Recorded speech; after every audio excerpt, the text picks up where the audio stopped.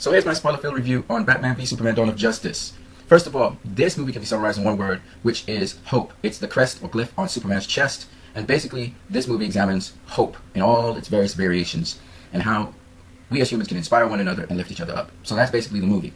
And at the end of the movie, what you see is a hopeful Batman. And very interestingly, I've never seen a hopeful Batman, so I'm looking forward to seeing how Batman deals with Superman's purpose for being on the Earth. But let's get into the storyline. What's the basic storyline of this movie? First of all, I just want to tell you the directors of this movie, Christopher Nolan and Zack Snyder, as well as the writers of this movie, which are Chris Terrio and David Goyer. I believe they really captured quite a lot in a superhero movie. Commented on a lot of social issues, and this is typical of them. That's the kind of way how they write. They deal with political issues. Like Chris Terrio deals with political issues. David Goyer, he addressed the post 9/11 issues in the script writing. And Snyder and Nolan, they were able to direct through those things in their respective movies. Remember, Goyer was the Dark Knight series writer. Chris Terrio was Argo. Zack Snyder and Christopher Nolan, even though they may do, say for instance, comic book movies, they do comment on social themes. Take for instance Zack Snyder's Sucker Punch, which commented on the treatment of women in society. And of course, I already told you, Nolan, post 9/11 themes come up all the time in his movie. Now, the basic storyline of this movie, Batman v Superman: Dawn of Justice, is this. Batman begins in this movie, and the scenes that you see in Batman, the beginnings of Batman at least, are scenes that, there are elements in those scenes which are similar to other origins of Batman. But the difference is, the scenes that you see with Batman in this particular beginning of the movie have particularly to do with Batman's relationship to his mother.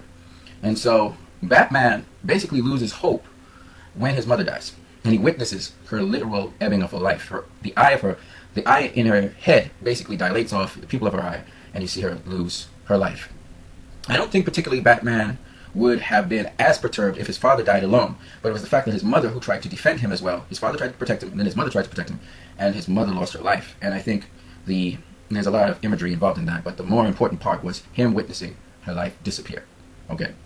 And he lost all hope, and that's what this imagery of him falling down a well in the dream is about. And you actually see his hand close, and he's trying to grip at dirt or anything, and he grips at air. And that shows that he's dying.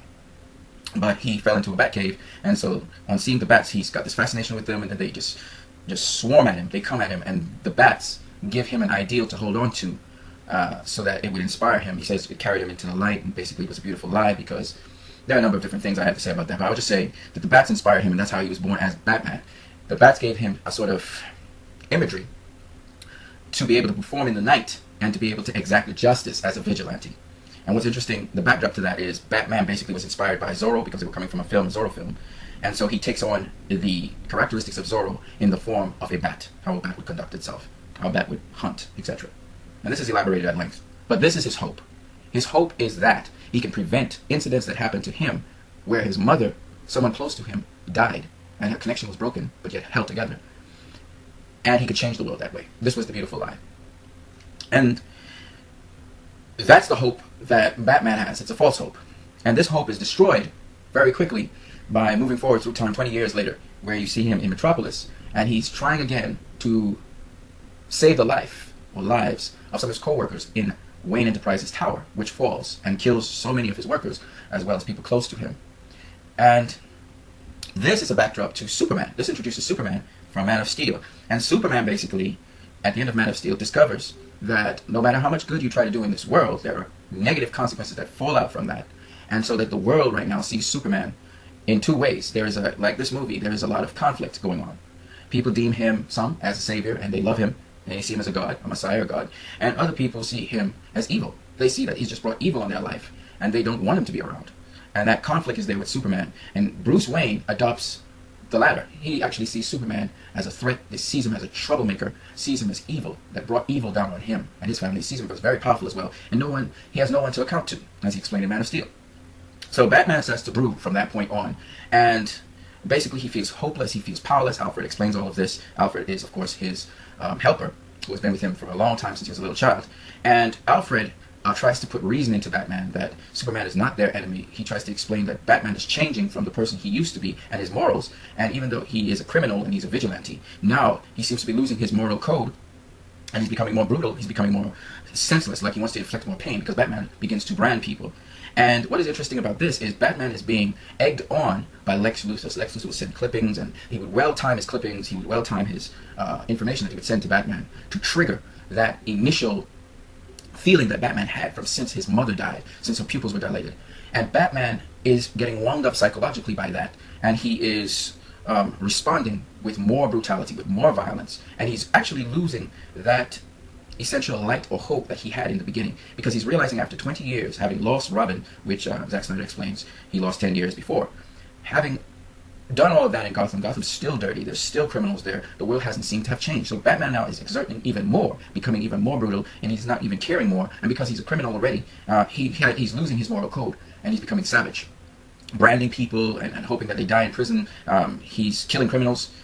Even if he isn't killing criminals, he's becoming even more violent towards them, and he doesn't even seem to care how they exist. You see that throughout the film. And he is hell-bent on killing Superman, and he believes by killing Superman, one, he will eliminate a threat to the world because he's seen how much damage a Superman who doesn't intend to damage people could do, and so he is justifying in his mind that he needs to exact revenge by getting rid of Superman, and that will actually be the best act that could ever happen in the world. And Alfred, of course, is trying to put into his mind reason. Alfred is like the conscience. He's somewhat sarcastic, but in his sarcasm, he's talking about Batman having values, and he's changing from those values and veering off. In the meantime, Superman is being judged by the world. In the United States of America, they're having congressional hearings on Superman and his actions post the Metropolis incident, where he was trying to do good and working along with the military. And apparently now the world has mixed feelings about Superman, because it seems in the news that he seems to be doing some reckless things and he doesn't seem to care. It seems as though he's killing people. It seems as though he's abandoning his virtuous ways and just willy-nilly helping people in different parts of the world, not contacting governments. And he seems to have no respect for the authorities of mankind. And so this hearing is being held in the United States, in the Senate in Washington, D.C., concerning the different matters and listening to different people's accounts of how Superman is. And Superman, basically, at this point in time, he's still seeking to inspire people. He's still trying to do good. And if you've ever watched Man of Steel, you know, Superman's father had told him, just try to be the best you can possibly be, and you will influence the world well. And so Superman is trying to keep that ideology, even though people are saying negative things about it, which he knows it not to be true. But the world doesn't see him that way. And so it comes to a head when the capital city, he attends the hearings concerning himself. When Senator Finch calls him to come to the hearings, he goes to the hearings. And Senator Finch respects him for attending the hearings. She's a very fierce senator. She judges different things. She holds him accountable for an incident that happened in Africa where a group of rebels, or quote-unquote terrorists, their whole entire village was destroyed, and some of the villagers hold Superman responsible for that, and the government of the country as well. And he's there to listen to the hearings, and one gentleman from Wayne Enterprises, lost his legs, lost his family, was very, very broken, and does not see Superman as a hero. He hates Superman, and he was about to testify, and boom, the entire hearings was utterly destroyed. It was blown up, and Superman is devastated. He's literally devastated that this happened under his watch. So Superman is in the same boat as Bruce Wayne. Superman is losing hope. Bruce Wayne has lost his hope as well, and he's been consumed by rage and anger. You see it in his dream with the bat attacking him, the big, huge man-bat. From the tomb of his father, and so Superman and Batman both are losing hope. Batman is losing his identity as Batman, and Superman has quit being Superman. He tells Lois Lane that Superman was just a myth; it was an ideal which no one could really attain. And Superman is really, in the pure sense of the word, he tries to really exhibit all of the ideals we would like to aspire to be. Even though he's not human, he's been raised as a human, and he's been trying to aspire to these high ideals to inspire other people. And he literally becomes hopeless at a certain point in this movie, and he abandons mankind, and he goes drifting off by himself. And this theme of hope, as I said before, is repeated over and over and over in this movie. Batman meets Diana Prince. Diana Prince also has lost hope in humanity, and she explains this at a certain section in the movie.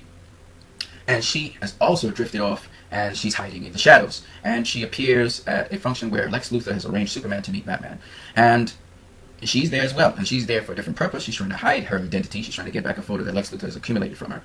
And basically, if I were to summarize this very simply, Diana Prince, she's trying to conceal her identity, but she also has this conflict within her about human beings. The same conflict that Superman has at this point in time after the Capital City investigations blows up. And that is that, how can human beings be so cruel? They can't physically hurt you, but they can be so cruel to not only each other, but in order to attain an objective, they can be so cruel towards even the very gods. So Superman, as a god, as a common god, a superior being to humans, he, for the first time, receives this harsh reality that humans can be so sinister and evil that they can really tear down even the very gods. And so, of course, Superman disappears from the scene. The world now thinks of Superman as evil. They want justice. They want him to be burnt. Batman, geared up by Lex Luthor emotionally, at the same moment the place blows up, Lex Luthor sends him a note saying, you did not save your family. And he's referring to Metropolis, but he's also referring to his mother. And so Batman's all keyed up, and he's like, enough's enough, because he's getting mixed reviews about Superman, and what it seems as though Superman's running amok. So he gears up, somebody got to stop this guy. So he's gearing up to kill Superman. In the meantime, Diana Prince, she's gearing up to try and hide information so she can just move around the world quietly. She's been doing that for about 100 years now. And then, so she's in seclusion. Superman has gone off to the mountains, in the cold mountains. He's in seclusion. Nobody's really dealing with the world, and we're left with Lex Luthor. And Lex Luthor basically is the epitome of hopelessness. Lex Luthor believes that those people with immense power are corrupt, and those people without immense power, they're actually good. And this is Lex Luthor's philosophy. So he believes eventually the world is going to be destroyed, and he probably positions himself and sees himself as the savior of the world, and he's trying to foreshadow certain things. And seeing Superman, this alien Superman, as a threat, and how Superman is carrying on, he believes that he needs to be put into check. And he believes this because of his history with his dad. So emotionally, he has been, his dad has done a lot of abominable things to him, and this is where he develops this notion. He's a very well-learned, very sensible, very smart man, and of course the puppet master of all of this. But at the end of the day, this is what he believes, and he's really working through his belief, even though he's slightly crazy as well. So Lex Luthor obviously has gathered all the information on all these people already. He knows about the metahumans, he knows about Wonder Woman, and all of the other, well, some of the other metahumans in the world. He's been doing a metahuman project, and he also knows about Superman and Batman.